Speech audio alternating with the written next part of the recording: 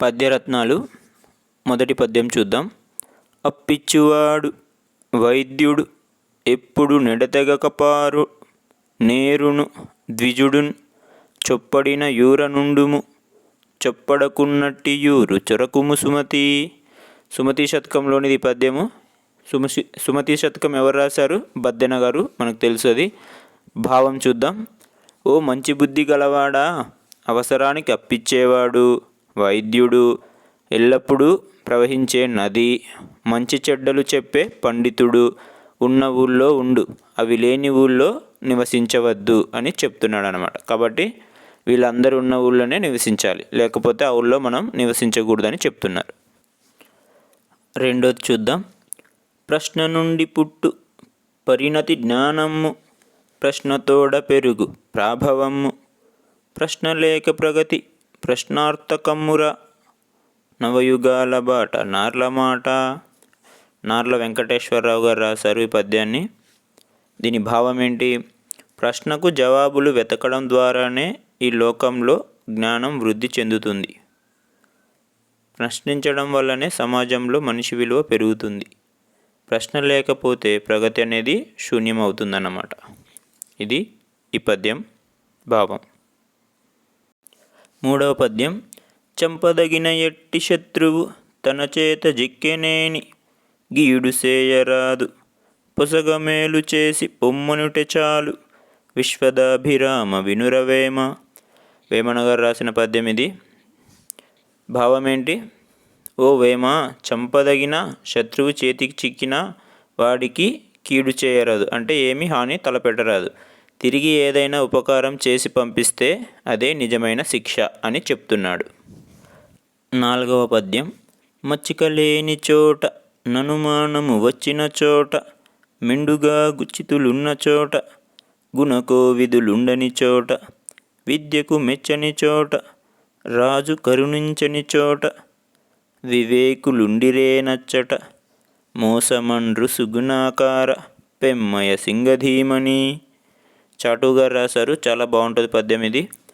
భావం ఏంటంటే, చొరవ లేని చోట అంటే ఇంట్రెస్ట్ లేని చోట, సందేహం ఉన్న చోట, చెడ్డవాళ్ళు ఎక్కువగా ఉన్న చోట, గుణం తెలుసుకునే పండితులు లేని చోట, విద్యను మెచ్చుకోని చోట, రాజు దయ లేని చోట, ఇలాంటి అన్ని చోట్ల వివేకం కలిగిన వారు అంటే తెలివైన వారు ఉన్నట్లయితే వాళ్లకు హానియే కలుగుతుందని పెద్దలు చెప్తారు.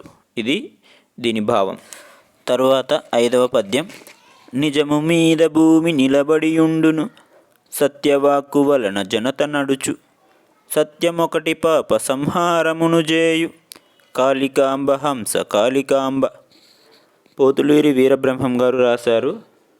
భావం ఏంటంటే, నిజం కలకాలం భూమి మీద నిలబడి ఉంటుంది, సత్యవాక్కు వలనే జగతి నడుస్తుంది. జగతి అంటే లోకం. సత్యాన్ని ఆచరిస్తే పాపాలన్నీ నశించిపోతాయి. ఇది దీని భావము. పద్యం మళ్ళీ ఒకసారి చూడండి. నిజము మీద భూమి నిలబడియుండును, సత్యవాక్కు వలన జనత నడుచు, సత్యమొకటి పాప సంహారమును జేయు, కాళికాంబ హంస కాళికాంబ. ఆరవ పద్యం. ఒరులేయబియునరించిన నరవరయ ప్రియము, తన మనంబున కగుదానురులకు నవిసేయకునికి, బరాయనము పరమ ధర్మ పదములకెల్లన్. తిక్కన గారు రాశారు. భావం చూడండి. ఓ రాజా, ఇతరులు ఏ పని చేస్తే తన మనస్సుకు బాధ కలుగుతుందో ఆ పని తిరిగి తాను ఇతరులకు చేయకుండటమే అన్ని ధర్మ మార్గాలలోనూ గొప్పది. అంటే ఏంటి? ఇతరులు ఎవరైనా మనకి ఏదైతే చేస్తే మనకు బాధ కలుగుతుందో, అంటే ఇప్పుడు ఒకరు మనల్ని తిట్టారనుకో మనకు బాధ కలుగుతుంది. అలాంటప్పుడు మనం కూడా ఆ బాధ వాళ్ళకి కలిగించకూడదు, అంటే మనం వాళ్ళని తిట్టకూడదు. అది దాని అర్థం అన్నమాట. పద్యం మళ్ళొకసారి చూడండి. ఒరులేయవియునరించిన నరవరయ ప్రియము, తన మనంబున కగుదానురులకు నవిసేయకునికి, బరాయనము పరమ ధర్మ పదములకెల్లన్. ఇదన్నమాట తిక్కన గారు రాశారు. ఏడవ పద్యము. నీతియే మూలము విద్యకు, నీతియే పురుషార్థతత్వ నిర్ణాయకమున్, నీతియే భూత ప్రీతియు, నీతియుతుండెప్పుడొందు నియత పదంబున్. మళ్ళొకసారి చూద్దాం. నీతియే మూలము విద్యకు, నీతియే పురుషార్థతత్వ నిర్ణాయకమున్. నీతియే భూత ప్రీతియు, నీతియుతుండెప్పుడొందు నియత పదంబున్. ఏటుకూరి వెంకట నరసయ్య గారు రాశారు. ఈ పద్య భావం చూస్తే విద్యకు నీతియే ఆధారం, అంటే నిజాయితీ. చతుర్విధ పురుషార్థ తత్వాన్ని, ఇక్కడ చతుర్విధ పురుషార్థ తత్వాలు ఏంటంటివి? ధర్మము, అర్థము, కామము, మోక్షము. ఈ నాలుగింటిని నిర్ణయించేది కూడా నీతియే. సర్వభూతాలకు అంటే ప్రాణులకు ప్రీతి కలిగించేది కూడా నీతియే అన్నమాట. నీతిమంతుడైన వాడు ఎప్పుడూ తనకు తగిన స్థానాన్ని పొందుతాడు. నీతివంతుడు అంటే నీతిగా ఉండేవాడు ఎప్పుడైనా తనకు తగిన స్థానం అంటే తగిన గౌరవాన్ని పొందుతాడని అర్థం అన్నమాట. తరువాత 8వ పద్యం. చదువనివాడనుండగు చదివిన సద్వివేక చతురత కలుగున్. చదువగవలయున్ జనులకు చదివించెద నార్యులొద్ద చదువుము తండ్రి. పోతన గారు రాశారు. మరొకసారి చూద్దాం పద్యము. చదువనివాడనుండగు చదివిన సద్వివేక చతురత కలుగున్. చదువగవలయున్ జనులకు చదివించెద నార్యులొద్ద చదువుము తండ్రి. భావం చూద్దాం. చదవని వాడికి ఏమీ తెలియదు. చదువుకుంటే మంచి చెడులు తెలుసుకోగలిగిన వివేకం కలుగుతుంది. అందువల్ల మనుషులందరూ చదువుకోవాలి. ఉత్తములైన గురువుల వద్ద నిన్ను చదివిస్తాను నాయనా చదువుకో అని ఎవరు? హిరణ్యకశిపుడు తన కుమారుడైన ప్రహ్లాదునికి చెప్పాడనమాట. ఇక్కడ చదువు యొక్క ప్రాముఖ్యతను గురించి తండ్రి కొడుకుడికి చెప్తున్నాడని అర్థం అన్నమాట. పోతన గారు రాశారు. చివరి పద్యం. తరువుల తిరసఫల భార గురుతాంగాంచు నింగి వ్రేలుచు నమృతమొసంగు. మేగుడుద్దతులుగారు బుధులు సమృద్ధి చేత జగతిని ఉపకర్తలకు నిధి సహజగుణము. భర్తృహరి సుభాషితం నుంచి తీసుకున్నారు ఈ పద్యము. భావం చూడండి.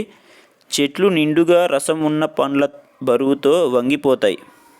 ఆకాశంలో ఆధారం లేకుండా వేలాడుతూ మేఘుడు అమృతంల వంటి నీటిని వర్షం ద్వారా ఇస్తాడు. నిండుగా సంపదలుండటం చేత పండితులైన వారు అహంకారం పొందరు. ఈ లోకంలో ఉపకారం చేసేవారికి ఇది సహజ లక్షణం. అంటే ఉపకారం ఇతరులకి మంచి చేసే వాళ్ళకి ఇవన్నీ సహజ గుణాలు. అంటే చెట్టు ఇతరులకి మంచి చేస్తుంది కాబట్టి రసం ఉన్న పండ్లతో వంగిపోతుంది. మేఘుడు కూడా ఇతరులకు మంచి చేస్తాడు కాబట్టి వర్షం లాంటి నీటిని అమృతం లాంటి నీటిని వర్షం ద్వారా ఇస్తాడు. సంపదలు ఉన్న వాళ్ళు ఇతరులకి మంచి చేస్తారు కాబట్టి వాళ్ళకి అహంకారము ఉండదు. ఈ లోకంలో ఉపకారం చేసేవారికి ఇది ఒక సహజ లక్షణమని మన ఈ పద్యం చెబుతుందన్నమాట. ఇది పద్యాలు భావాలు. తరువాత పదాలు అర్థాలు చూద్దాం. ఎడతెగక అంటే విడవకుండా తెగిపోకుండా, ఎడతెగక పారు కదా అది నది. ద్విజుడు అంటే బ్రాహ్మణుడు, చొప్పడిన ఉన్నట్టి, పొసగా తగినట్లుగా, చిక్కెనేని దొరికితే, కీయుడు హాని, పరిణతి మార్పు, సంశయించు సందేహించు, ప్రాభవము అంటే గొప్పతనం, తరువు చెట్టు, గురుత అంటే గొప్పతనం బరువు. ఇక్కడ ఉపకర్త అంటే ఉపకారం చేసేవాడు, ఒరులు అంటే ఇతరులు, అప్రియము ఇష్టము కానిది, మనమునకు అంటే మనస్సుకు, పరాయణము అంటే అభీష్టము, పరమ ధర్మము అంటే గొప్ప ధర్మము, వాక్కు మాట, అగ్నుడు తెలివి తక్కువవాడు, ఇంకా సత్ అంటే మంచి, అసత్ అంటే చెడు. తర్వాత నింగి ఆకాశం, వ్రేలుచు వేలాడుతూ, అమృతం తీయని వాన నీరు, కోవిదుడు విద్వాంసుడు, మేఘుడు మేఘం, సమృద్ధి ఎక్కువ కలిగి ఉండటం, పెన్నిది గొప్పదైన నిధి. ఇక్కడ ఆర్యులు అంటే పూజ్యులు, కుచితము కపటము, మెండుగా ఎక్కువగా, బుధులు పండితులు, ఉద్ధతులుగారు అంటే గర్వపడరు, నియత నియమము గల, నిర్ణాయకమున్ అంటే నిర్ణయించేది అని అర్థం అన్నమాట. ఇంకా వ్యాకరణంలోకి వెళ్తే చదవడం వ్యక్తపరచడం కింద కింది భావాలకు సరి అయిన పద్యపాదాలు రాయండి. మొదటిది, మేఘం నీటితో నిండి ఉన్నప్పుడే వర్షిస్తుంది. దీనికి పద్యపాదం ఏది?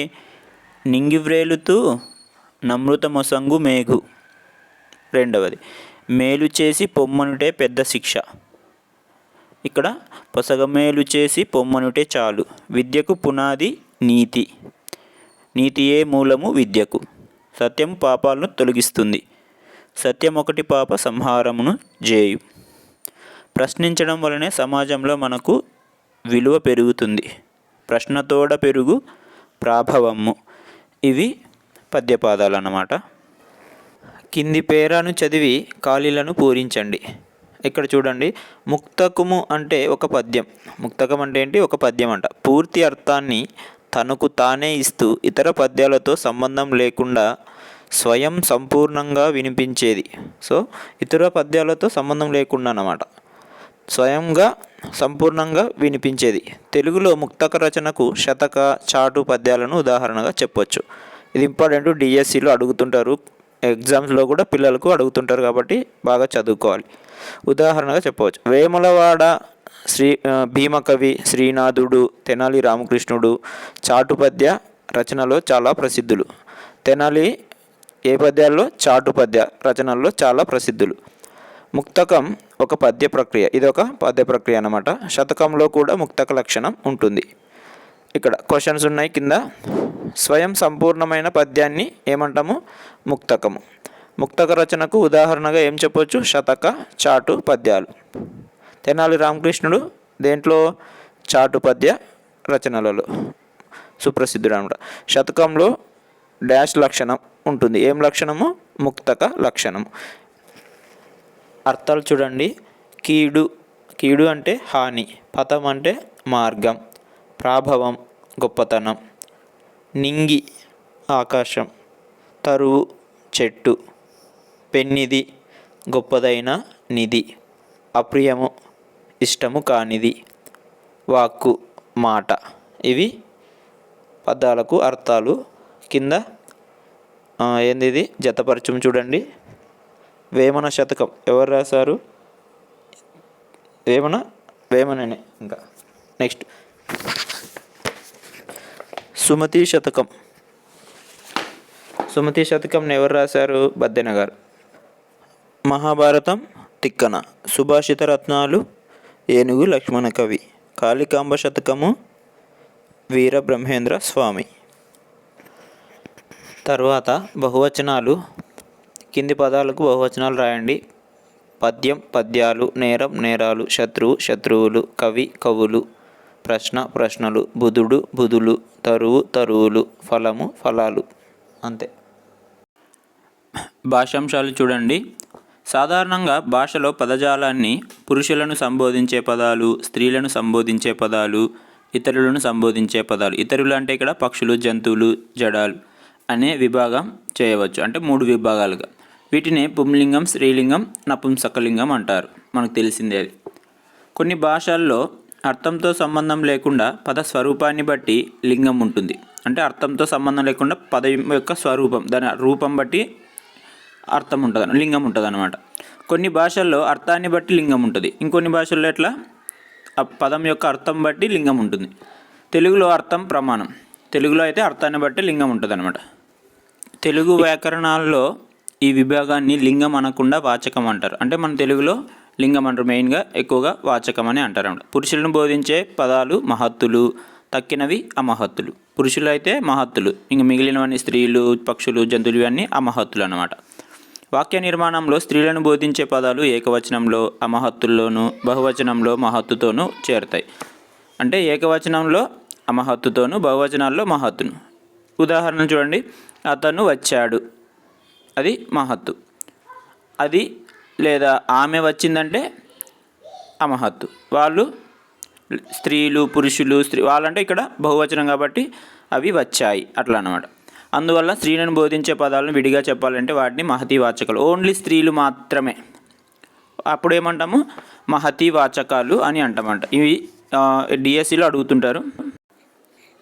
కింది పురుషవాచక పదాలకు స్త్రీవాచక పదాలు రాయండి. వెరీ సింపుల్ ఇది. ఉపాధ్యాయుడు ఉపాధ్యాయుని, నటుడు నటి, గాయకుడు గాయని, కళాకారుడు కళాకారిణి, సైనికుడు సైనికురాలు. ధారణ చేద్దాం. పద్యం చూడండి ఇక్కడ. మాటల చేత దేవతలు మన్నన చేసి వరంబులిత్తు, రామాటల చేత భూపతులు మన్నన చేసి ధనంబులిత్తు, రామాటల చేత మానినులు మన్నన చేసి మనంబులిత్తు, రామాటలు నేర్వకున్న మరిమానము హూనము కాదే ఎరికిన్.